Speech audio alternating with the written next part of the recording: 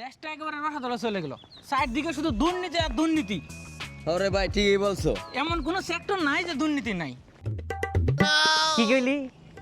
কি কইলি তোরা পড়ালেখা করস? করি তো। সুশিক্ষা পাইতেছস?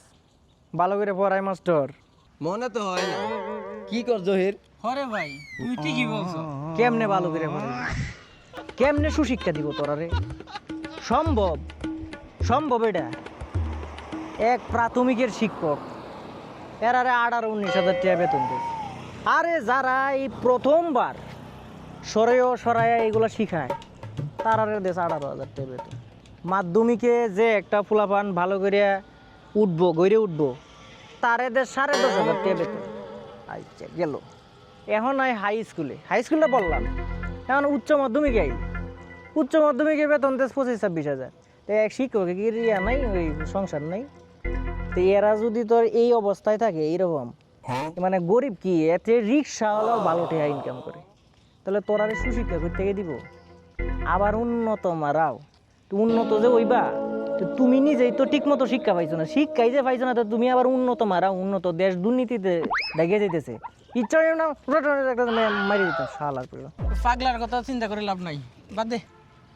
আচ্ছা ভাই, বাংলাদেশে ক্ষমতাবান মানুষ কারা, আর সবচেয়ে ক্ষমতাবান মানুষ হইতে হলে কি করতে হয়?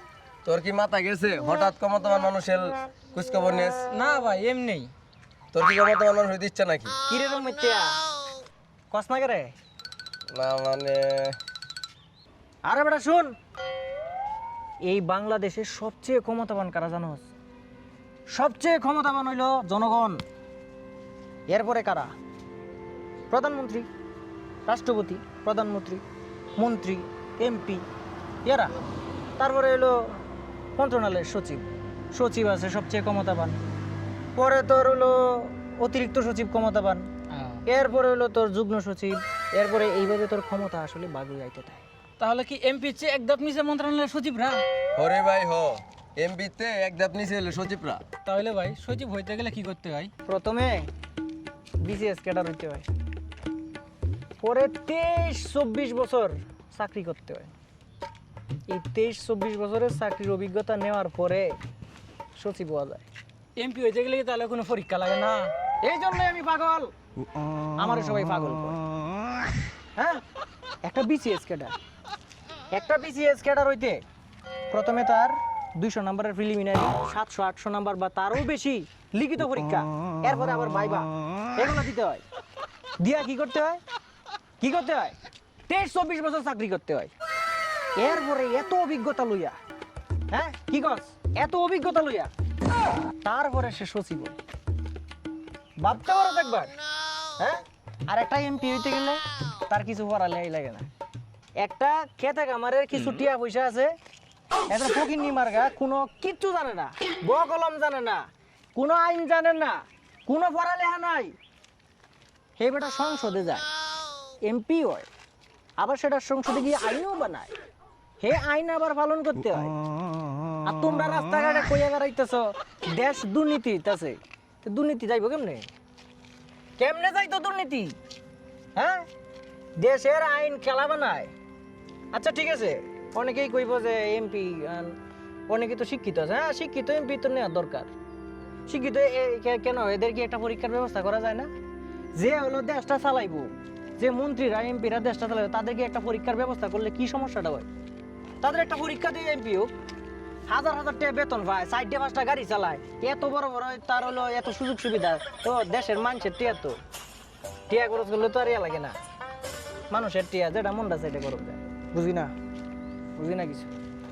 চাচা সিস্টেমই এরকম হয়ে গেছে। হ্যাঁ, এটা তুইও বুঝছস। হ্যাঁ, তুইও বুঝছস। এত ছোট একটা ফুলা, তোরা ছোট তাহলে কত ছোট দেখছি। আচ্ছা তোর কি মনে হয় না একটা এমপির বা একটা মন্ত্রীর যারা হয় এরা একটা পরীক্ষা দেওয়া যাওয়া উচিত? পরীক্ষা দেওয়া আচ্ছা তুই কইতার যে অনেকেই আছে যারা হলো অনেক শিক্ষিত, ব্যারিস্টার আছে, অনেক ভালো ভালো শিক্ষিত আছে, অনেকেই আছে না ফকিন্নি। হ্যাঁ, একদম ফকিন্নি ছিল, কিচ্ছু জানে না, এরাও তো হইছে, আমরা দেখছি না। এটা চিন্তা করিস না রে, তোরাও হাগল হইবি।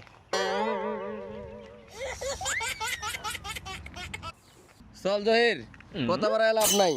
ভালো করে লেখাপড়া কর যাতে ডাক্তার ইঞ্জিনিয়ার হইতে পারোস। আচ্ছা ভাই, ডাক্তার বা ইঞ্জিনিয়ার হইলে কত টাকা বেতন পাবো? আরে মাথাটা আমার নষ্ট, মাথাটা নষ্ট। এই বেটা, হেরে জিজ্ঞাস না, ছোটবেলার থেকে একদম ছোটবেলার থেকে ক্লাস 1 থেকে এক রুল হওয়ান লাগবো, 100-র মধ্যে 95-98 হওয়ান লাগবো সব সাবজেক্টে। এরপরে এই এসএসসি মাধ্যমিক, এরপরে কি উচ্চ মাধ্যমিক, উচ্চ মাধ্যমিকেও ভালো রেজাল্ট করার পরে তুই বুয়েটে অথবা ডাক্তারি ইঞ্জিনিয়ার অনেক পরীক্ষা টরীক্ষা দিয়া তুই কি করতে পারবি, চান্স পাবি, ডাক্তারি পাস করবি। এরপরে বিসিএস কাটারবি, বুঝল? আচ্ছা, এরপরে বেতন পাবি কত জানাস? 35,000। পরে কি পরে কি হইব? সারা মাসের বেতন, 1 মাসের বেতনের বাসা ভাড়া দিবে, দেওয়ার পরে আর বাজার হইবে। ডাক্তার ইঞ্জিনিয়ার হইবে, মজা আছে। প্রশ্ন করে কিছু ডাক্তার ইঞ্জিনিয়ারের পরামর্শ দে। বাংলাদেশে ইঞ্জিনিয়ার যারা, এদের বেতন কত হওয়া উচিত, ডাক্তারের বেতন কত হওয়া উচিত? এরারে বেতন দেয় 35-30 হাজার টাকা। এরা কেমনে চলে? হ চাচা, এই জন্যই বাংলাদেশের ডাক্তাররা সরকারি থেকে প্রাইভেটে বেশি যায়। আর বড় বড় ইঞ্জিনিয়ার তো দেশেই থাকে না। এই দেশটাতে কবে উন্নত হইব? হ্যাঁ, উন্নত মারাও। এই দেশে কি আছে উন্নত মারাও? যে ডাক্তার ইঞ্জিনিয়াররা চলে যায় বিদেশে। এই পুরান ঢাকায় যদি একটা ভূমিকম্প হয়, ফায়ার সার্ভিসে করেছে ওরা এনে মানে উদ্ধার কাজ চালাইতেই যাইব না। বাংলাদেশে যদি ভালো ভালো ইঞ্জিনিয়াররা থাকতো তাহলে কি এটা হইতো? আর সরকার তো এগুলা দেখেই না। উন্নত মারাও, বাংলাদেশ জীবনে উন্নত হইব না। এরপরে বাংলাদেশে যত ড্রাইভার আছে, 60%-এর বেশি ড্রাইভার বকলম, 8ম শ্রেণীটাও পাস নাই। প্রতিনিয়ত রাস্তাঘাটে দুর্ঘটনা করতেছে। আর তোর মাথার মধ্যে এই উন্নত হওয়ার চিন্তাটা কেডা ঢুকাইছে? হ্যাঁ, কেডা ঢুকাইছে? কেডা ঢুকাইছে? মাঝে মধ্যে একদম মাইরা হালাল করে দিয়ে গেল। হলো জীবন মানেই তো যন্ত্রণা, বেঁচে থাকতে বুঝি শেষ হবে না। কি চাচা গান গাইতেছ দুঃখের, আমাদের এতে খুশি? গেছিলা কই?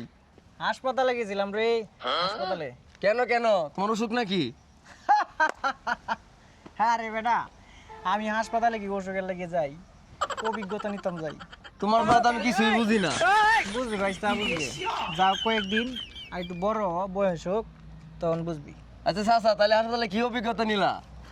অভিজ্ঞতার অভাব নাই রে, বিরাট অভিজ্ঞতা। একবার কি হইছে, আমি হাসপাতালে ছিলাম বুঝছস, 2-3টা লোক আছে হাসপাতালে যারা যায় শ্রেণীর। একটা মনে হয় গরিব, একটা মনে হয় মিডিয়াম, একটা মনে হয় বড় লোক, আর একটা আছে আরো বড় ভিআইপি। হেটারে কি কয় জানোস? ভিভিআইপি।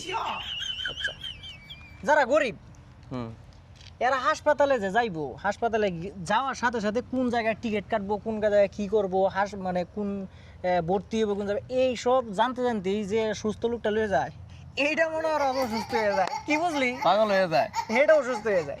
আচ্ছা গেল, কারণ মিডিয়াম একটা লোক মনে করে হাসপাতালে ভর্তি হইলো কোনো ভাই, হালার এই লোকটা যদি হাসপাতালের টয়লেটে একবার যায়, শেষ।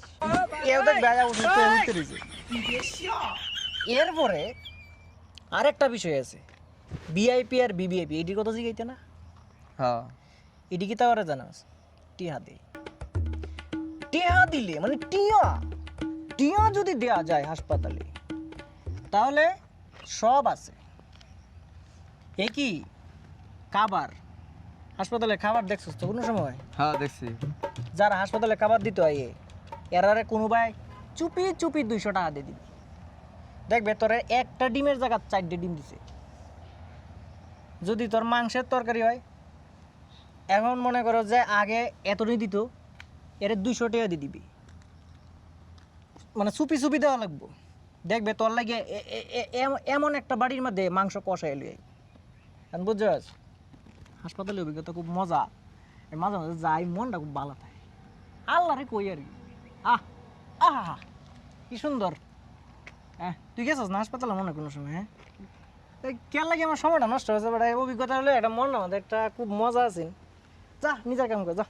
লোকটারে সবাই কয় পাগল, কিন্তু কথাগুলো তো সত্যই কয়। আরে বাদি যা, কই যাও? আরে চাচা, তুমি তো জানো যে আমি একটা ছোটখাটো একটা নেতা। তুমি তো লিডার হ্যাঁ, নেতা। হ্যাঁ চাচা, হ্যাঁ। তা বাবা তুমি তো ইন্টারমিডিয়েটে পড়ো না? হ্যাঁ চাচা।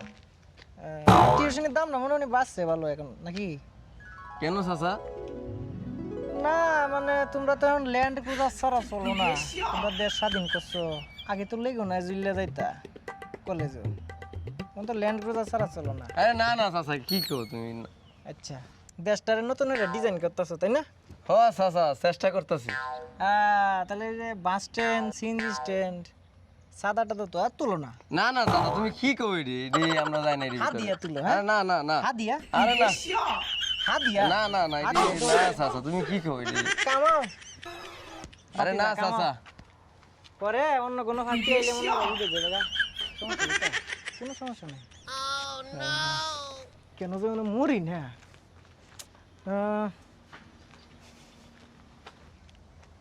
ও ও রামাত, এই একটা তো উপর মহলে যোগাযোগ আছে। হ্যাঁ হ্যাঁ আচ্ছা, যোগাযোগ হলে একটা আবদার রাখতে পারি। হ্যাঁ, কো কো চাচা, কি কবে কো? তুমি কো। না মানে তোরা যদি কইতে যে একটা হিজড়া সংস্কার কমিশন যদি করতে, তাহলে মনে হয় যে এই যে বাস তারপরে বিভিন্ন স্টেশনে অত্যাচারটি কমতে হবে। একটু বাইবে দিস উপর মহলে কথা হইলে। যাই গে বাতি যা। ভাই খবরটা শুনছ? কোন খবরটা কইতেছস তুই? ওই যে হাবিবদের বাজারে জমি নিয়ে, ওই যে হাবিবদের বাজারে জমি নিয়ে যে মামলা করছিল না হ্যাঁ। হাবিবদের বাপে, ওটা তো এখন হাবিবদের পক্ষে কোর্ট ডিগ্রি দিছে। ওই যে 19 বছর ধরে এই মামলা চলতেছে, এই মামলাটা? হ্যাঁ হ্যাঁ, ওই মামলাটা। ওরে, এ তো পাগল না? ঠিকই বলছো ভাই।